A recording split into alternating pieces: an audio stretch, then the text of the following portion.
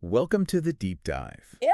Today we're taking a deep dive into those enterprise software implementations, the ones specifically SAP systems. Oh, yeah. We've gotten some really interesting stories about companies struggling with these projects, and Oh, yeah. They can be tricky. we're going to break them down Yeah. and hopefully give you the knowledge to navigate this whole complex landscape. I think these cases really highlight a lot of common pitfalls, Yeah. from choosing the right tools and expertise to making sure the business and technical teams are talking to each other. Right, communication is key. Absolutely. So for our first case, let's look at what happens when companies choose the wrong tools. Oh, yeah. We've got a story about a European automaker and a U.S. supermarket chain, Okay. both struggling with these outdated SAP tools. I see it all the time. Yeah. A lot of companies are reluctant to let go of those legacy systems. Yeah. They've invested so much in them Right. that they don't want to switch to something new and more efficient. Right. Even though clinging to that old tech can cause huge problems later on. Yeah, it's like they're trying to compete in a fast-paced market. Yeah.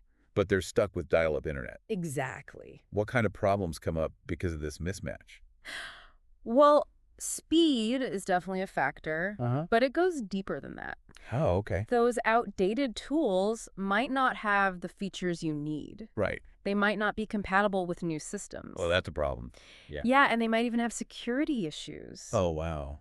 And, they often need special expertise to maintain, Yeah. and that expertise is getting harder and harder to find. So you're talking about higher costs, Uh-huh. less efficiency, Yep. and a bigger risk of falling behind the competition. All that.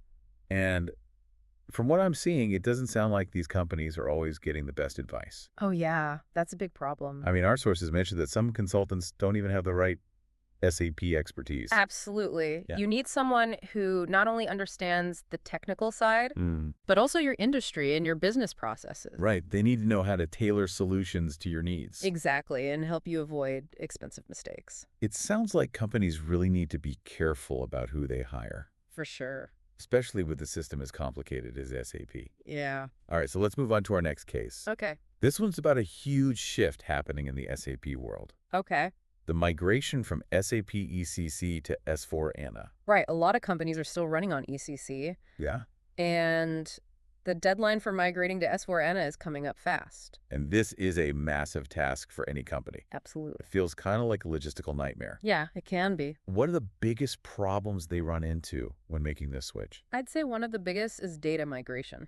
Okay. You're talking about moving huge amounts of data to a new system without messing anything up. Right. And keeping everything running smoothly. Exactly. That sounds tough. It is. And then there's redesigning your business processes Okay. to fit with how S/4HANA works. Right. And of course, you also have to train everyone on the new system Oh, yeah, of course. and manage all the changes within the organization. Yeah, so this isn't just about flipping a switch. Nope.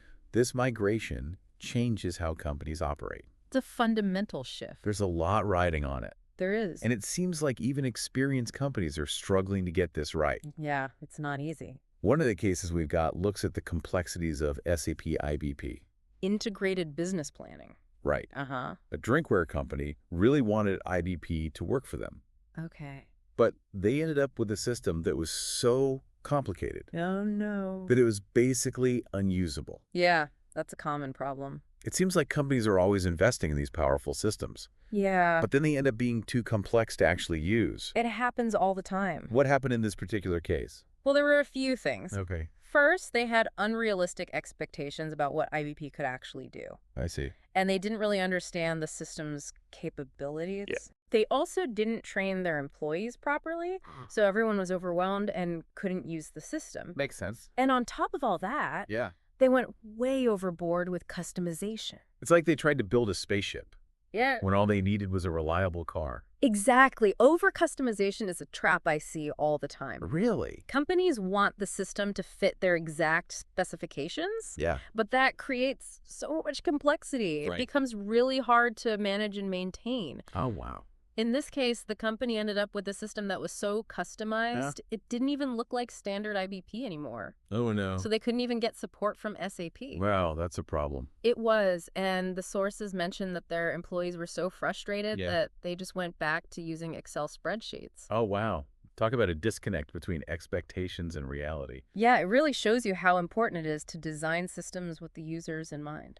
Makes sense. This company put a ton of money into this sophisticated system, but it was so user-unfriendly Right. that people just went back to their old tools. And this mismatch between the system design and their business processes Mm-hmm. led to some pretty serious financial consequences. Oh, yeah. We're talking about a $550 million forecasting discrepancy, Yeah, that's why business validation is so important. especially with complex systems like this. Absolutely. Yeah. You have to make sure that the system's output aligns with your financial processes Right. and that you're being realistic about what the system can do.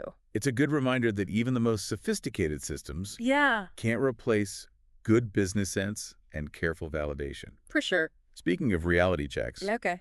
our next case throws us headfirst into a beverage company's disastrous SAP S/4HANA migration. Oh, yeah. This one's interesting. What went wrong with their migration? Well, right off the bat, Yeah. they set these unrealistic deadlines. They were way too optimistic about how long it would take to migrate to S/4HANA, and they underestimated how complex it would be. So they rushed into it without fully understanding what they were getting into? Pretty much. And to make matters worse, Wait now. the different teams involved weren't communicating. Well, that's a problem. Yeah, the technical team, the business users, and the project managers were all on different pages. Oh, wow. So you've got confusion, delays, missed deadlines. That. If I remember correctly, they were also using an outdated version of SAP Analysis for Office. Oh, yeah, that's a critical reporting tool. Uh-huh. Using an old version can cause all sorts of problems. Like what? Compatibility issues, inaccurate data. Oh, wow. It's like trying to navigate a city with a map from the 1800s. So they were setting themselves up for failure from the beginning? Yeah, pretty much. And on top of that, What else? they were ignoring the SAP OSS notes. I have to admit, I'm not familiar with those. They're like technical documents Okay. that provide guidance and solutions to known issues. Oh, so they can help you avoid problems. Exactly. In this case, the company didn't consult the relevant notes. Oh, so they missed out on important information. They did, and it caused a lot of issues that could have been avoided. It's amazing how small oversights can have such a big impact Yeah, it's all about attention to detail. and a deep understanding of the SAP system. Right. In this case, there was another factor that played a role in the project's downfall. What's that? The basis manager didn't want to upgrade the systems. Oh, wow, why not? He didn't seem to understand how important it is to keep systems up to date. Okay. He saw it as an unnecessary expense and disruption. Oh, I see. He didn't realize how risky it is to use outdated systems. Yeah, that's pretty short-sighted.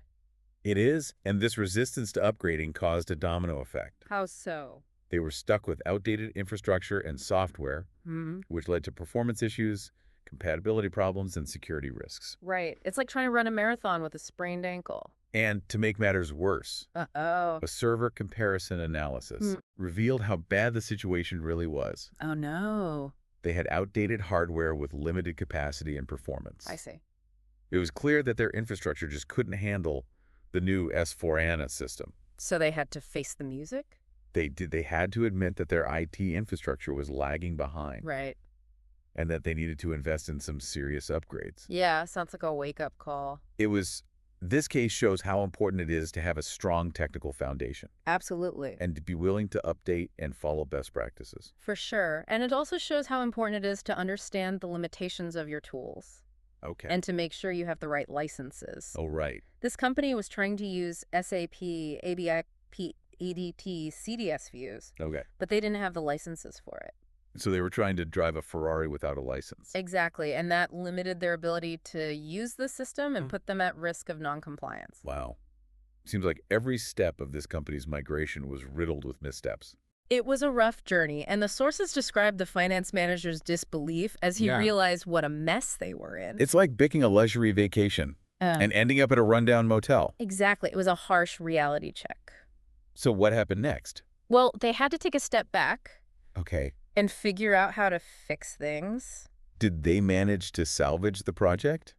They did, but they had to make some big changes. Okay. They had to admit their mistakes, reassess their priorities, Right. and come up with a recovery plan. All right. So before we get into their recovery plan, Yeah. I think it's a good time to wrap up this part of the deep dive. Sounds good. We've covered a lot of ground, We have. and it seems like there are some clear lessons about what not to do in an SAP implementation. Definitely.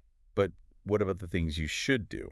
That's a great question. We'll dive into that in the next part. I'm looking forward to it. So far, we've heard some pretty scary stories about what can go wrong with these SAP implementations. Yeah, it can be a real mess. But now I want to talk about what companies can do to make these implementations successful. Well, even though these cases are kind of a bummer, Yeah. they do teach us some valuable lessons. Right. And one of the biggest takeaways for me is that you got to plan and prepare like it's nobody's business. Makes sense.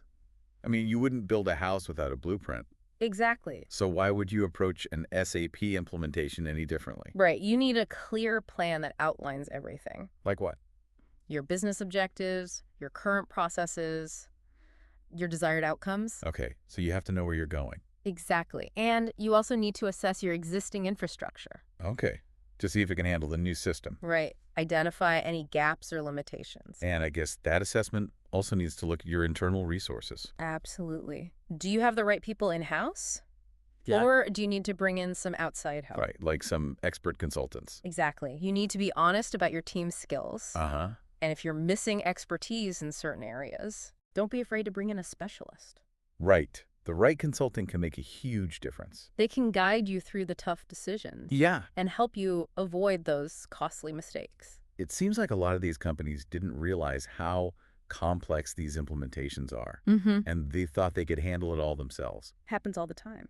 And another thing we keep seeing Yeah. is companies ignoring those SAP OSS notes. Yeah, those are so important. You keep mentioning them, but what are they exactly? Think of them like a roadmap.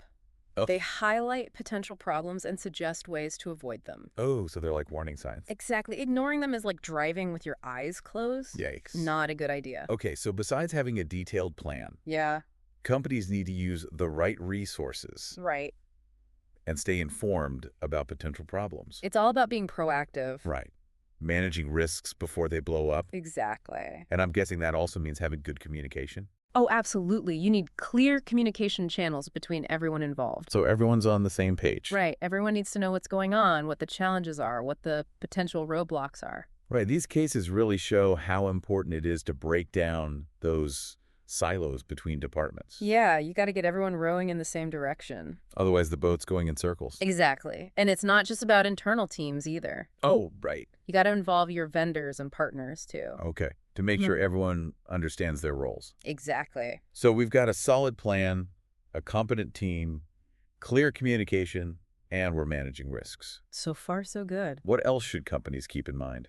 Don't forget about user training and change management. Oh, right. You can't just implement a new system and expect everyone to figure it out. Exactly. You have to teach people how to use it effectively. Right. And help them embrace the changes. It's like giving someone a smartphone Yeah. without explaining how to use it.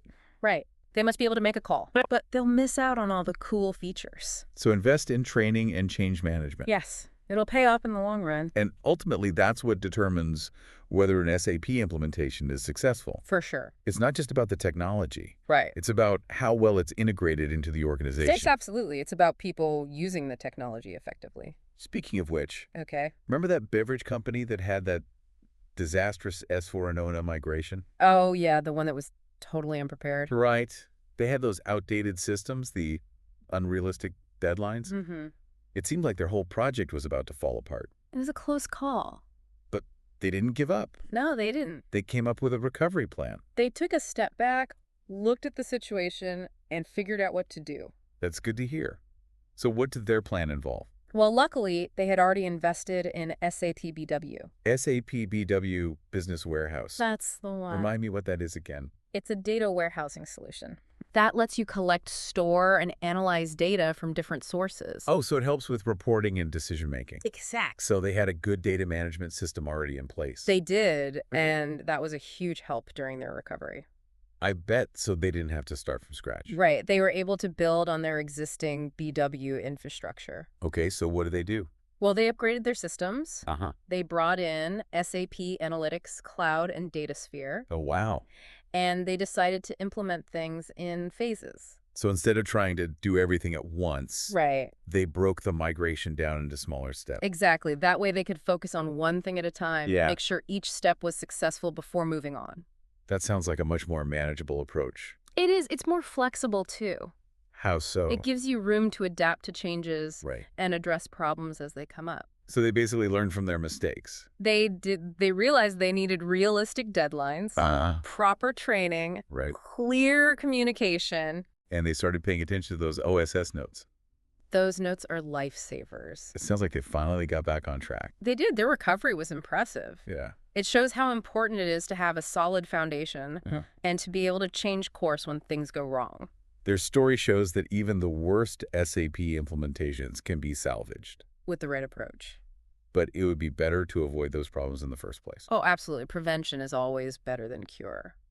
So as we move into the final part of this deep dive, Okay. let's focus on prevention. Sounds good. What are the key takeaways that companies can use to avoid these kinds of disasters in their own SAP projects?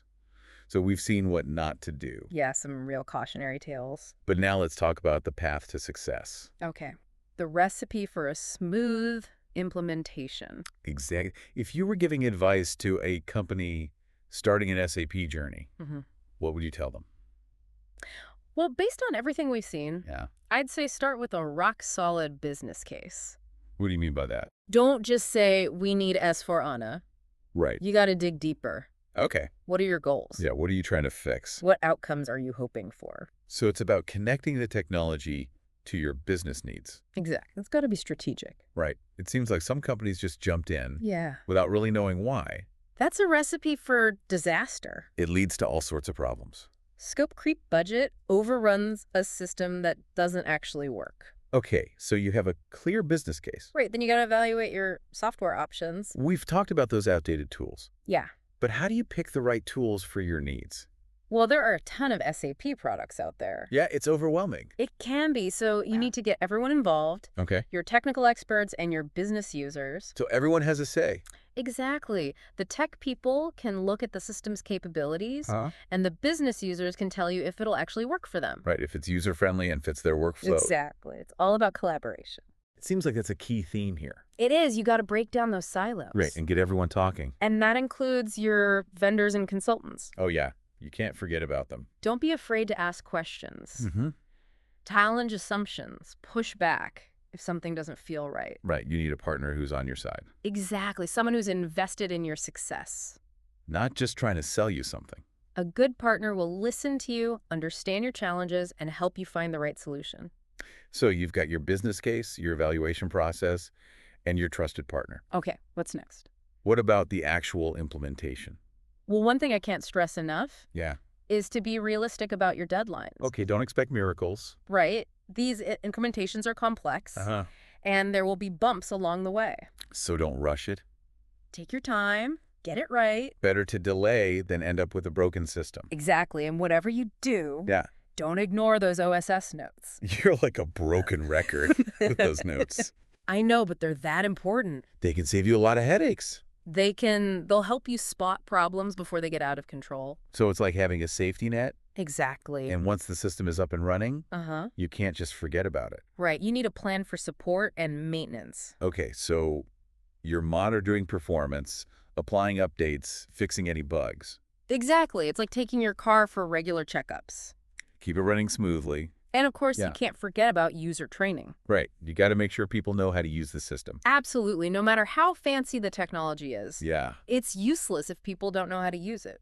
And training isn't a one-time thing either. It's an ongoing process. And you're constantly checking in with users, Yeah. addressing their concerns, providing support. It's all about creating a culture of learning and improvement. So SAP implementations are more like journeys, Exactly. not just destinations, It's about constant adaptation and refinement. and a commitment to doing things right. Couldn't have said it better myself. All right, so let's sum it up. Okay. For a successful SAP journey, you need a clear business case, Uh-huh. a collaborative approach, a trusted partner, Right. realistic expectations, proactive risk management, Keep going. ongoing support and maintenance, and a focus on user training and change management. You got it. It's been a fascinating look at the world of SAP. It has. We've seen the good, the bad, and the ugly. The whole spectrum. But hopefully this deep dive has given you the tools you need Yeah, to navigate your own SAP journeys. absolutely. Knowledge is power. So if you were in charge of one of these projects, Uh-huh. what would be your top priority? to avoid these kinds of disasters. Let us know what you think. We'd love to hear from you. Until next time, happy diving.